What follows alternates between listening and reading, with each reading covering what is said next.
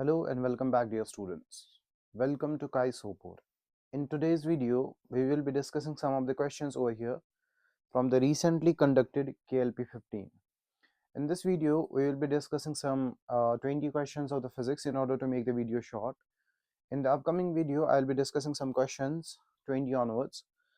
So, the syllabus of this test was mainly from semiconductor and semiconductor devices, atoms and nuclei, and some questions were from photoelectric effect. Now let's move to the very first question that we have. The question we have is, in a p-type semiconductor, in a p-type, semiconductor is doped with. So we have a semiconductor. In order to obtain a p-type semiconductor, we know the particular semiconductor is doped with trivalent, or what we can say, the atom which has the incomplete outermost orbital. Generally, if we will check the valency, to that of gallium, to that of aluminum, to that of boron.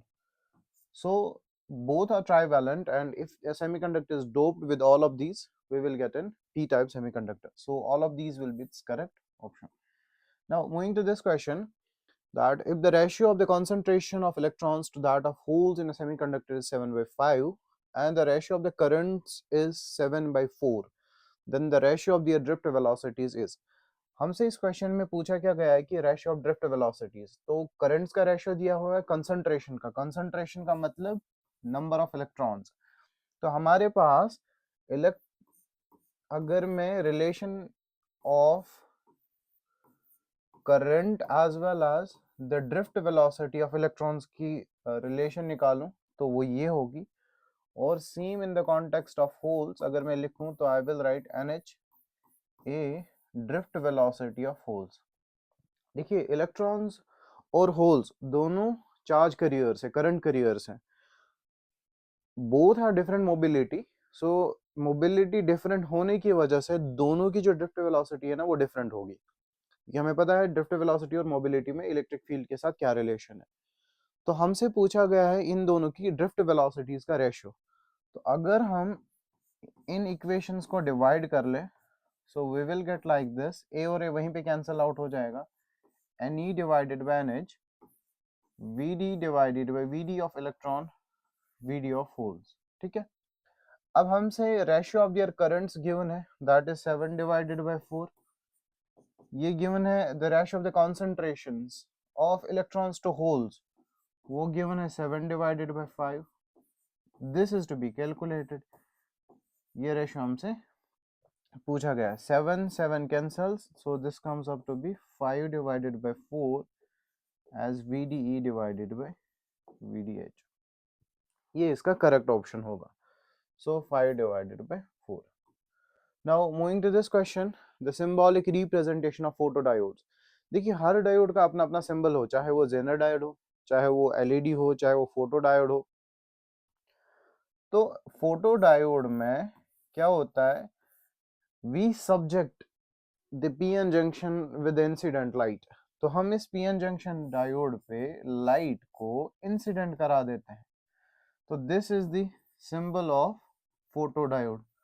Suppose यहीं पे आपसे zener diode का पूछते तो we would have drawn like this. तो ये Jenner diode का symbol होता. तो सिंबल्स आर आल्सो इम्पोर्टेंट. अब हमसे यही पूछा जाता कि what is the symbol of LED. LED में क्या होता है, we do like this. Light emitting के केस में हम ऐसा इस्तेमाल करेंगे. हमसे फोटोडायोड का पूछा, so it will be subjected to light. Now we do have this question, the graph of ln of ROR versus ln of A, where AR is the radius of the nucleus, A is the mass number and R naught is the constant. देखिए, हमें ये equation पता है size of nucleus के बारे में, R naught A divided by 1/3. We know R naught is an empirical constant. इससे हमें साइज ऑफ न्यूक्लियस का कॉन्सेप्ट पता लग जाता है. तो we can write R by R naught equals to A 1/3. दोनों साइड लॉन ले लीजिए. R divided by R nought equals to log A1 divided by 3. So we can write 1 divided by 3 ln of A. अब इन दोनों के बीच में graph कैसा है, quite obviously एक स्ट्रेट लाइन इक्वेशन है, y equal mx plus c. तो इन दोनों के बीच में जो रिलेशन होगा वो डायरेक्टली स्ट्रेट लाइन का होगा क्योंकि are not constant. Now moving to this question, the question is saying statement 1 energy is released when heavy nuclei undergo fission or fusion और sorry lighter nuclear undergo fusion. देखिए चाहे fission हो, fission हमें पता है हैवी न्यूक्लियस का हो जाता है, वहां पे एनर्जी रिलीज होती है, या फ्यूजन हो, इधर भी एनर्जी रिलीज हो जाती है। तो first statement is correct. Now second statement is for a heavy nuclei binding energy per nucleon increases with increasing z while for the lighter nuclei it decreases with increasing z। देखिए जब भी हम nuclear reactions को पढ़ते हैं, चाहे हमें fusion पढ़ना हो चाहे फिन पढ़ना हो, जब भी हम बाइंडिंग एनर्जी पर न्यूक्लियन और एटॉमिक नंबर का ग्राफ देखते हैं, जिसके बेसिस पे हम कैटेगराइज करते हैं कौन से न्यूक्लियाई फिजन, किन न्यूक्लियाई का फिजन हो जाएगा, विच न्यूक्लियाई विल अंडरगो फ्यूजन। इसके लिए ये बड़ा ही सिंपल सा ग्राफ है, वी नो दिस। तो यहाँ पे most stable nuclear that's iron 56, और लेट्स से ये वाले न्यूक्लियर जो हैं ये हैवी न्यूक्लियर कैटेगराइज हो जाते हैं। तो दीज हैवी न्यूक्लियर, ये वाले लाइटर न्यूक्लियर, या बीच वाले को हम मिडल वेट न्यूक्लियर भी ले लेते हैं। अब यहाँ पे ऑब्जर्व कर लीजिए, जितना Z बढ़ रहा है तो binding energy per nucleon curve के हिसाब से एनर्जी घट रही है, तो binding energy per nucleon decreases, ना कि इंक्रीज हो रही है। तो हैवी न्यूक्लियर में, अच्छा लाइटर न्यूक्लियर में आप देख लीजिए जितना Z बढ़ रहा है, जितना Z बढ़ रहा है बाइंडिंग एनर्जी पर न्यूक्लियन बढ़ता जा रहा है। तो यहाँ पे कह रहा है for heavy nuclear binding energy per nucleon increases, नहीं ऐसा तो नहीं है, हैवी न्यूक्लियर में तो डिक्रीज हो रहा है, तो दिस स्टेटमेंट इज रॉन्ग। तो इसका आंसर होगा statement 1 is true and statement 2 is false. तो answer 3 will be it's correct option. Now moving to this question, the depletion layer in silicon diode is 1 micrometre and knee potential is 0.6। Electric field का तो बड़ा ही simple formula है, we know this is the relation that is given 0.6, depletion layer है 1 into 10 to the power minus 6, so we can write it as 6 into 10 to the power 5 volt per meter. So the option is correct. Now moving to this question, the ratio of the de Broglie wavelength of a proton and an alpha particle which have having the same velocity is। देखिए इस question को हम solve ऐसे करेंगे, we know lambda equals to h, अगर मैं lambda किस चीज की बात करूं, प्रोटॉन की, mass of proton, velocity of proton. Alpha particle की बात करूं, h, mass of alpha particle, velocity of alpha particle. यहाँ पे गिवन है velocity of alpha particle equals to velocity of proton. तो हमसे इन दोनों का रेशियो पूछा है, तो रेशियो किस हिसाब से निकलेगा, so if we have to calculate the ratio of proton and alpha particle, proton divided by alpha particle, तो दोनों को डिवाइड कीजिए h और h, ऐसे लिख दे m of p velocity of proton divided by h m of alpha velocity of alpha। ये दोनों equal है तो ये कैंसिल आउट, ये भी कैंसिल आउट, तो मास ऑफ अल्फा ऊपर, so we will get as lambda p divided by lambda alpha as mass of alpha divided by mass of proton. और हमें ये चीज भी पता है जो मास ऑफ अल्फा पार्टिकल है that is 4 times mass of proton, so we write lambda p divided by lambda alpha as 4 mass of proton divided by mass of proton. Mass of proton ratio of the wavelengths comes up to be 4। अगर ये हमसे पूछता है question में the ratio of the alpha wavelength of the alpha particle to that of proton, वो 1/4 आता तो वो 0.25 आ जाता। Now moving to this question, the mass number of nuclei A and B are respectively 135 and 5, the ratio of the radii is।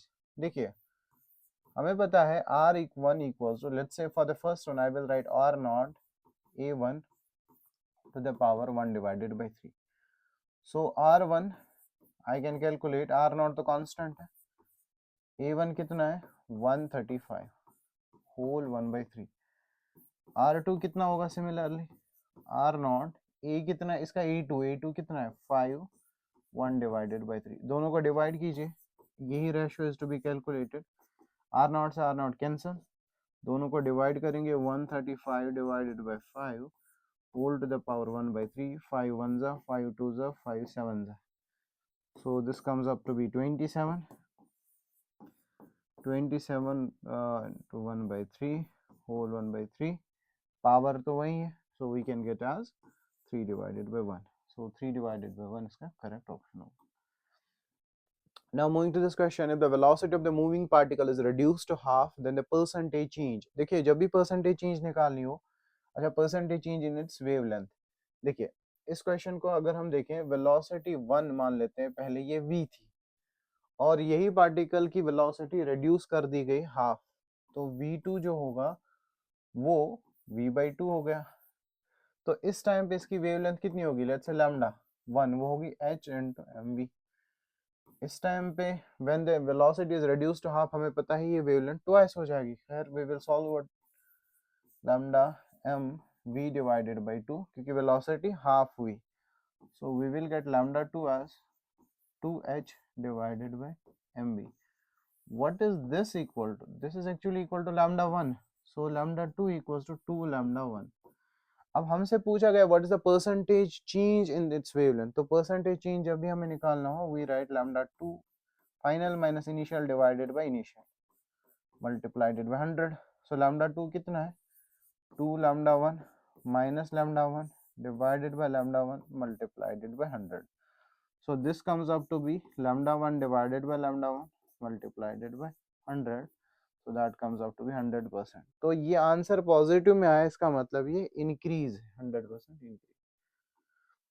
इसमें याद रखना होता है कि जब भी परसेंटेज इंक्रीज पूछा जाए तो final minus initial to divided by initial. What voltage must be applied to an electronic microscope to produce electrons of wavelength. तो लैम्डा का ये रिलेशन हमें पता है वोल्टेज के साथ, 2 mass of electron multiplied by v. Lambda given है 1 Armstrong, तो इसको 10 to the power minus 10 metre. h की वैल्यू रख देंगे 6.64 divided by under root of, फिर स्क्वायर कर लेना तो you will get the voltage, root से बाहर 2 multiplied by mass of electrons 9.1 into 10 to the power minus 31 multiplied by v. Just put the value, you will get the v answer. Now moving to this question, which logic gate is represented by the following combination of gates.